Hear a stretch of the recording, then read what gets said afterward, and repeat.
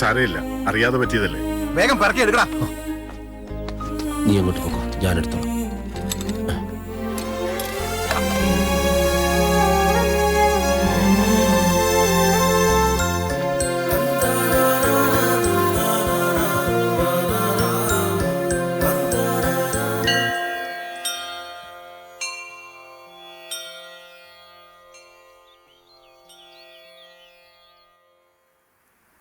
വാ മക്കളെ വാ, ലക്ഷണം പറയാ. മോന്റെ നക്ഷത്രം നോക്കി ലക്ഷണം പറയാം. തത്തമ്മയെ കൊണ്ടൊരു ചീട്ടെടുപ്പിക്കട്ടെ. ചീട്ടെടുപ്പിച്ചിട്ടൊന്നും ഒരു കാര്യമില്ല, അല്ലാതെ തന്നെ മനുഷ്യന്റെ ചീട്ട് കയറിയിരിക്കും. മുഖ ലക്ഷണം പറയാം. മനസ്സിൽ ആശിച്ചതൊന്നും കൈവിട്ട് പോയിട്ടില്ല കേട്ടാ. വാ ഇരിക്ക്. കാക്കാലത്തേക്ക് ഒരു ദക്ഷണതാ മോനെ, ലക്ഷണം പറയാം.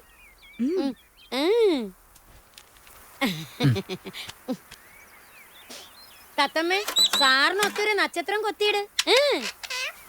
കണ്ട കണ്ട പാക്കിയ ജാതകാണ് കേട്ടാ. നോക്കു മോനെ. ഇതെന്താ ദിലീപിന്റെ മഞ്ജു വാര്യരുടെയും പടം? ഈശ്വരന്മാരുടെ പടമൊക്കെ ഔട്ട് ഓഫ് ഫാഷൻ അല്ലേ? ചെറുപ്പക്കാർക്ക് അതിലൊന്നും ത്രില്ലില്ല. അടിപൊളിയുടെ കാലല്ലേ മോനെ. പിന്നെ തത്തമ്മയെ കൊണ്ട് പടെടുപ്പിക്കുന്നത് ഒരു നിമിത്തം അറിയാൻ വേണ്ടിയാ. ഇവരും നക്ഷത്രങ്ങളാണല്ല. എന്തൊക്കെ തടസ്സണ്ടായാലും ആശിച്ച പെണ്ണ് കുടുംബത്ത് വന്നു കയറും. വന്നു കയറുന്ന പെണ്ണിന്റെ ഐശ്വര്യത്താൽ സർവ്വ ഐശ്വര്യങ്ങളുണ്ടാവും. അതാണ് പട ലക്ഷണം പറയണത്. കേട്ടാ, കതിന വെടിയ മയങ്ങിയത്. കാക്കാത്തിയുടെ നാവ് പേക്കില്ല. ഒരു കുറിമാനം കുറിക്കാൻ സമയമായി. കഴിഞ്ഞോ? അടുത്തത് PA Joseph, Paleekkara house. What house? Paleekkara house, Marathakkara PO, Trichur. കോതക്കുറിശിയിലെ രവിവർമ്മയ്ക്ക് എഴുതിയോടാ? എഴുതി. അയാളെ നീ നേരിട്ട് തന്നെ പോയി വിളിക്കേണ്ടതായിരുന്നു. എല്ലായിടത്തും എന്നെ കൊണ്ട് ഓടിയെത്താൻ പറ്റുമേ.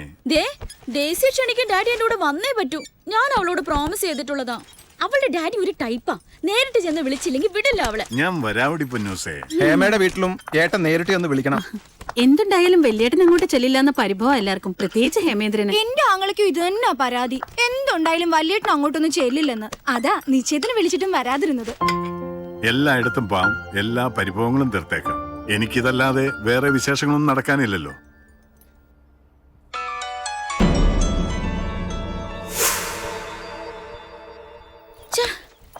എന്തടി റിങ് ചെയ്യുന്നുണ്ട്, എടുക്കുന്നില്ല.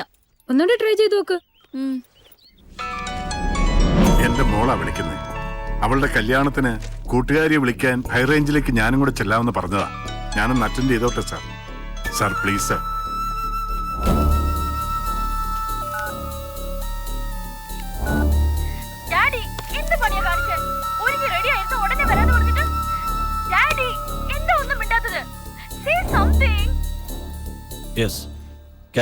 Thank you sir, thank you. മോളെ പൊന്നൂസേ. നല്ല ആളാ. എത്ര നേരം ഞാൻ വിളിക്കുന്നു. വിമല വന്നിരിക്കാൻ തുടങ്ങിയിട്ട് എത്ര നേരായിന്നറിയോ? ഒന്ന് വേഗം വാ ഡാഡി. മോളെ ഇവിടെ ഷോപ്പില് ഡാഡി കുറെ ബിസിയാ. പെട്ടെന്ന് വരാൻ പറ്റുമെന്ന് തോന്നുന്നില്ല. ഈശ്വര, വരാൻ പറ്റില്ലേ? ഞാൻ അങ്ങോട്ട് പുറപ്പെടുകയാണെന്ന് ഡേസിയോട് വിളിച്ച് പറയുകയും ചെയ്തു. അവള് ഫാമിലി ആയിട്ട് നാളെ മൈസൂർക്ക് പോവാ. ഇന്ന് തന്നെ ചെന്ന് വിളിച്ചില്ലെങ്കിൽ പ്ലീസ് ഡാഡി, പ്ലീസ്. മോളെ, ഡാഡിക്ക് ഇപ്പൊ അങ്ങോട്ട് വരാൻ പറ്റാത്തൊരു സിറ്റുവേഷനിലാ. എല്ലാം ഡാഡി നേരിട്ട് ഒന്ന് പറയാം. ഏതായാലും യാത്ര പുറപ്പെട്ടതല്ലേ. ഡാഡി ഇല്ലാതെ വിമലയുണ്ടല്ലോ കൂടെ. ഡാഡി വണ്ടി വിടാം. കാർ വന്നു, നീ ചെന്ന് പൊന്നൂനെ വിളിക്കേ.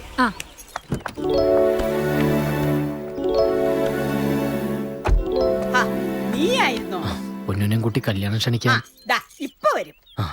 ഗർവിച്ചിരിക്കുക. ഒരേ ഒരു കുട്ടിയുടെ കല്യാണം വിളിക്കാൻ പോവാൻ പോലും പറ്റാത്ത എന്ത് തിരക്കാ അവന്. ഇങ്ങോട്ട് വരട്ടെ. അവിടുന്ന് ഇറങ്ങാൻ പറ്റാത്ത എന്തോ തിരക്കാന്ന്. അവന്റെ കാലാരെങ്കിലും കെട്ടിയിട്ടിരിക്കുന്നോ? എന്തായാലും തക്ക സമയത്ത് നീ വന്നത് നന്നായി. എനിക്കാണെങ്കിൽ ഇത്രയും ദൂരം കുന്നും മലയും കയറി പോകാൻ പറ്റുമോ? പ്രസന്നയ്ക്കാണെങ്കിൽ നിശ്ചയം കഴിഞ്ഞ അന്നു മുതൽ ഒരു ഇടം തിരിഞ്ഞ മട്ട. അവളുടെ ആങ്ങളെ കൊണ്ട് കെട്ടിക്കാത്തതിന്റെ കെറുവാ, അതിന്റെ ദേഷ്യ. ഓ പ്രകാശനോ? ഞങ്ങൾ പോയിട്ട് വരാം മുത്തശ്ശി. ശരി മോളെ, സന്തോഷമായിട്ട് പോയിട്ട്. ശരി ശരി, സൂക്ഷിച്ചു പോണം. പതുക്കെ പോയാ മതി.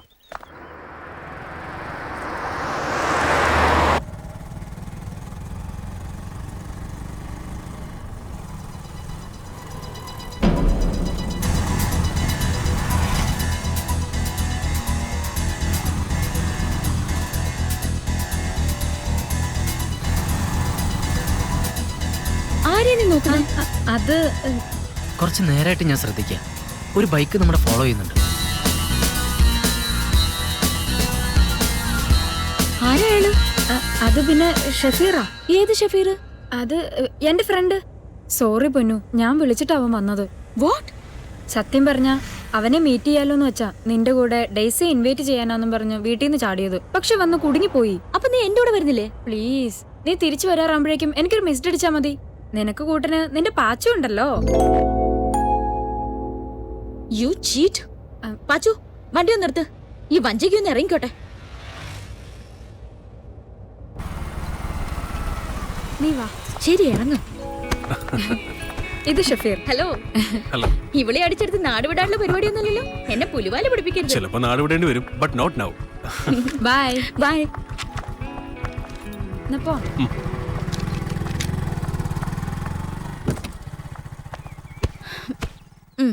പോവാം.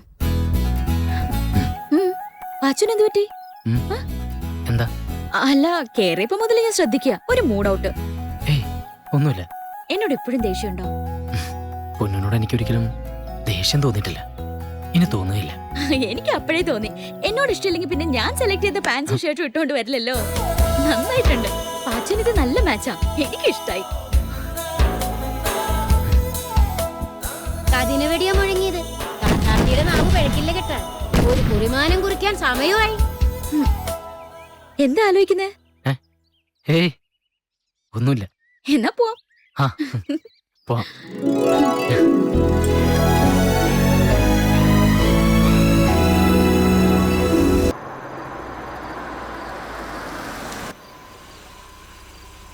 ഞാൻ പിന്നെ വിളിക്കാം. ഓക്കെ. വിവരങ്ങളൊക്കെ അറിഞ്ഞല്ലോ അല്ലേ?